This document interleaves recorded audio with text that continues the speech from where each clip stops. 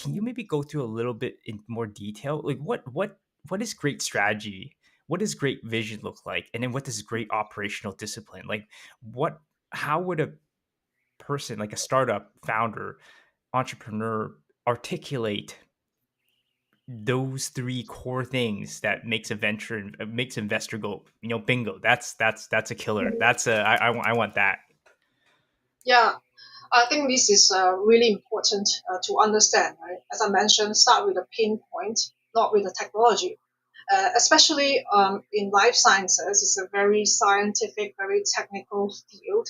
A lot of founders tend to be quite partial to their technology, right? It could be a PhD project, right, that was developed in the lab and then they got it patented. There's also some applications that could be that could leverage that piece of technology.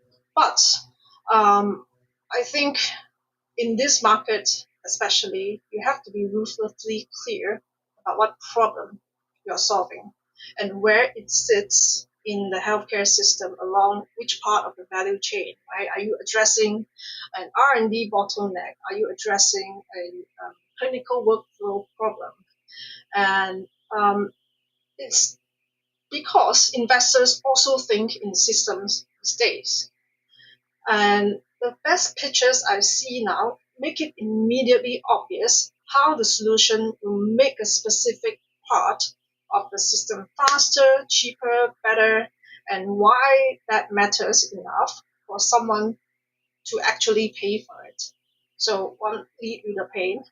And also, in terms of strategy, look at the competitive landscape of what you're trying to build, right? As I mentioned, it can be too early, it can be too late. When it's too crowded, it's too late. It's a red ocean. And also, which what is the business model? You need to articulate who is going to pay for it because the market isn't short on clever ideas or interesting science. It's short on viable businesses. And that means you need to explain, who is the payer? Is it the hospital? Is it the insurers? Is it out of pocket? And what's the actual procurement cycle? Because saying the health systems will buy this is very different from understanding that it's going to take 18 months, right, to come to a conclusion with the purchasing committee, and that will require clinical evidence, budget approval, IT integration, and so on. So the investors want to know that your model can fit into the incentives of those three parties, right? And that your model can sustain itself after the grant money runs out, for example, or early enthusiasm fades. So I've seen so many companies with great technology, no path to revenue, or being stuck in pilot cycles